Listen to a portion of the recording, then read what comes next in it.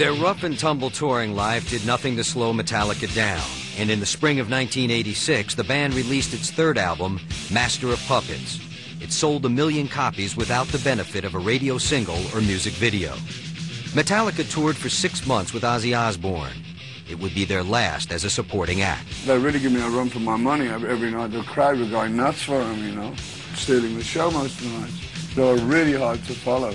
On tour, Metallica indulged in classic rock and roll excess. And when you're 22 years old and all you want to do is get laid and get drunk and live all those excesses that you hear about or read about, and all of a sudden they're right in front of you.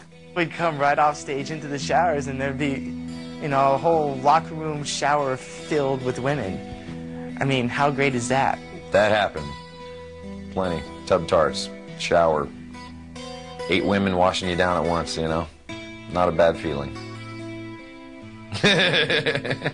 You have a real sense of invulnerability when you're on tour because you're with this group of people, you know, a group of guys, and you really become, seriously, you feel like Superman. You're on this bus, nothing can touch you. But Metallica's wild ride would soon come crashing to a halt. On September 27, 1986, the band was traveling by bus on the road between Stockholm and Copenhagen. On that European tour, you know, we had a really bad bus.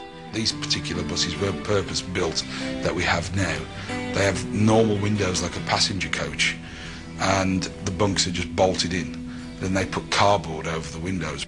Earlier that night, a friendly dispute between Kirk and Cliff over sleeping arrangements concluded with a draw of cards. The first card that Cliff picked was the ace of spades, and he looked at me and said, "I want your bunk." And I said, "Fine, you take my bunk, I'll sleep up front. That's probably better anyway, you know." Later on that night, about 5 or 6 in the morning, I heard a skidding, I heard a vibration, and then this motion. I thought we were going off a cliff. He overcorrected to get back onto the road, and as he did, the back end came around this way, and it started chomp, chomp, chomp. It's the sound of screeching brakes and being flipped around like a piece of clothes in a dryer. Scott woke up, like hot coffee getting poured all over me, you know, from the coffee machine, and, you know, the bus was on its side. What happened? Is the bus gonna blow up? Well, I jumped out of the bus and took off. Did the 100-yard dash in about 7 seconds flat. And we're standing out there in our underwear and, you know, 10 below. And I heard everyone screaming except for Cliff.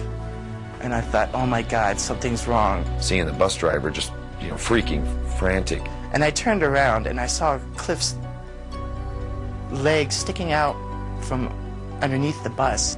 I went to, you know, pull him out, wake him up or whatever. It's like, you know, he's not moving. And the driver walked over and started pulling on the blanket that was underneath the bus next to Cliff. And I said, "What are you doing?" I grabbed him and said, "Don't you take that away from him." Against all odds, the band hoped that somehow, some way, Cliff could be saved. A crane turned up, a big crane with a jib and all that, and they hooked a chain around the bus, and they picked the bus up. There's still people trapped under the bus, but everyone else was okay. I don't know if Cliff was dead at this point or not, because the bus actually slipped back after they picked it up. They lifted it to pull him out, and it slipped back and landed again on the floor. After that, you know, I was in such shock that everything else for the next 3 or 4 hours, I can't even remember. Kirk and James yelling at the driver. "What did you do? What did you do?" What happened? You know, what's going on? You know, is this guy drunk or la la la? Oh, we hit some black ice.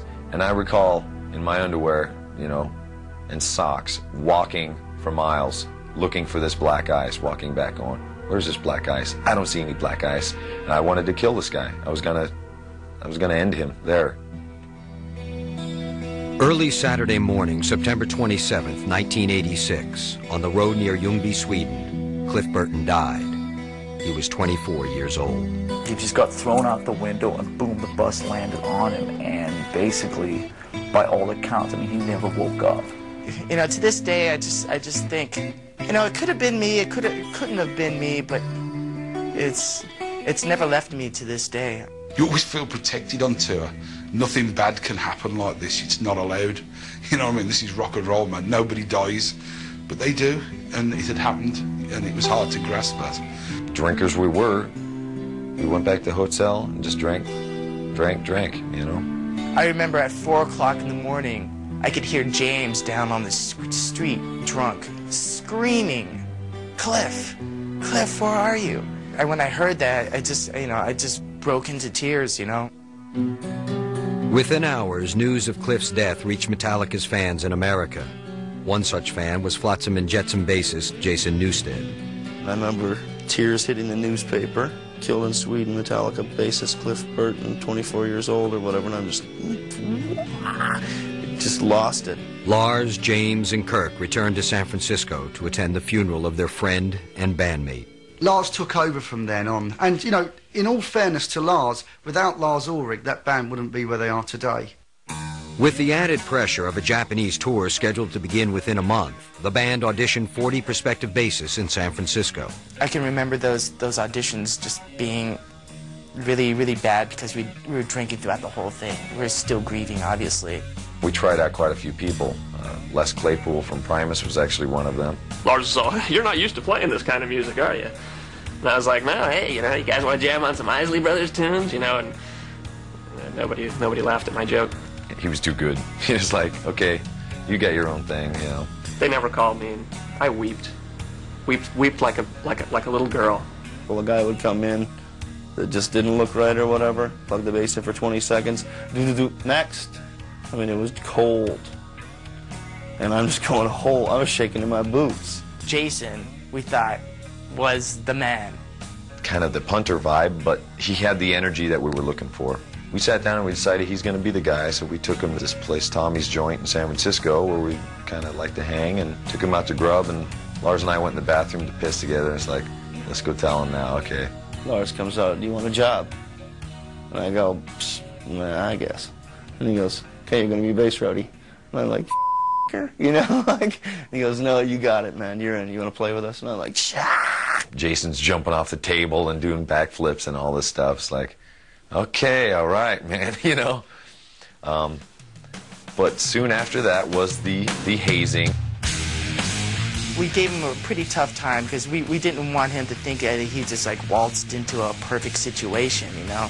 And then when a period of calm hits, that's when the reality starts setting in. And then all of a sudden all hell breaks loose.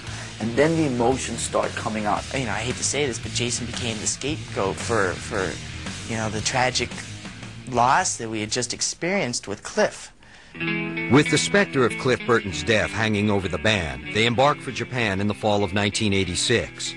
But for Metallica and their new bass player, the transition was a hard one. We were all trying to see his boiling point, you know, or how much he can take, you know. We told everyone he was gay. We would go out to the hotel bar and like buy drinks for everyone and charge it to Jason's room. And then we went to sushi that night. "Jace, that green stuff, it's mint sauce. Put some of that, you'll love it." Wasabi. But he kept walking into every single landmine and every single trap we set for him. And that just made it more and more fun. Part of loving him means that he has to accept us for who we are, which is not easy. I mean, everyone thinks, wow, this guy's landed the greatest gig, etc. On the one hand, yes, but on the other hand, think of all the baggage that he's got to plow through, plus he's got those three.